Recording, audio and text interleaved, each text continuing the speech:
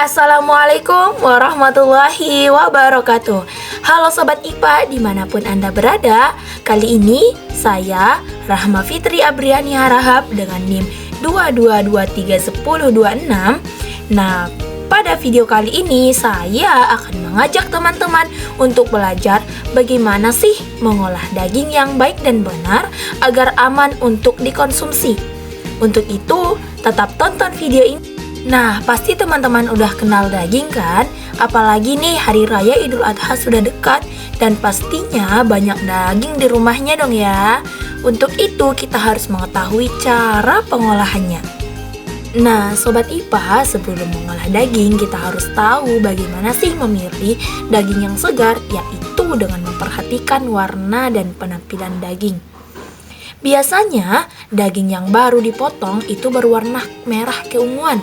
Warna tersebut akan berangsur memudar menjadi merah terang setelah lama terkena oksigen atau udara dan warnanya pun berubah menjadi kecoklatan. Itu tandanya daging sudah tidak segar hingga tak layak untuk dikonsumsi ya. Selain dari warnanya, tingkat kesegaran daging juga dapat dilihat dari penampilannya yang mengkilap dan tidak pucat, beraroma tidak asam, teksturnya masih elastis atau sedikit kaku, dan jika dipegang masih terasa lembab ataupun basah. Nah, setelah kita mengetahui cara membedakan daging yang segar dan yang tidak segar, kita juga harus mengetahui tips mengolah daging yang baik dan benar. Yang pertama adalah diusahakan jangan dicuci. Mencuci daging juga tidak hanya mempengaruhi tekstur daging saja, namun juga menyebabkan bakteri yang tidak terlihat menempel pada wastafet ataupun alat untuk mencucinya. Kita contohkan daging sapi. Daging sapi yang dicuci justru akan menurunkan kualitas karena menjadi mengkerut dan kaku. Dan disarankan untuk menggunakan kertas penyerap atau paper napkin yang mampu mengurangi cairan berlebihan. Yang kedua adalah kita harus memotong daging melawan arah serat. Teknik memotong daging yang benar dengan melawan arah serat daging. Hindari untuk memotong daging mengikuti arah serat panjang yang tampak dari permukaan daging. Apabila berserat halus, maka potonglah secara melintang. Demikian pula sebaliknya, apabila serat daging melintang, maka potonglah daging secara membujur. Kemudian adalah memasak dengan temperatur api yang pas. Teknik pengolahan daging dapat disesuaikan dengan tingkat kematangan daging yang kita inginkan. Untuk hasilnya, kita bisa menyesuaikan api yang pas untuk mengolah daging agar daging tersebut tetap empuk dan enak untuk dinikmati.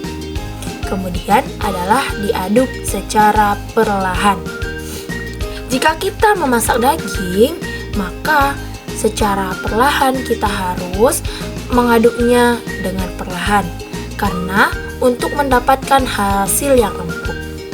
Dan juga kita harus menggunakan temperatur api yang pas ataupun yang sedang. Untuk volumenya dapat disesuaikan dengan menu daging yang akan kita masak. Diusahakan ya jangan menambah garam yang berlebihan karena garam dapat memperlambat daging menjadi empuk. Kemudian cara selanjutnya ada tahu nih yang pasti dipukul-pukul. Sebelum diolah, daging itu dipukul-pukul terlebih dahulu guna untuk memotong serat daging sehingga daging akan lebih mudah empuk saat dimasak. Cara ini dianggap ampuh dalam meregangkan serat-serat pada daging yang memang menjadi penyebab daging sapi ataupun daging yang lainnya menjadi keras ketika diolah. Kemudian ada bumbui daging sebelum dimasak.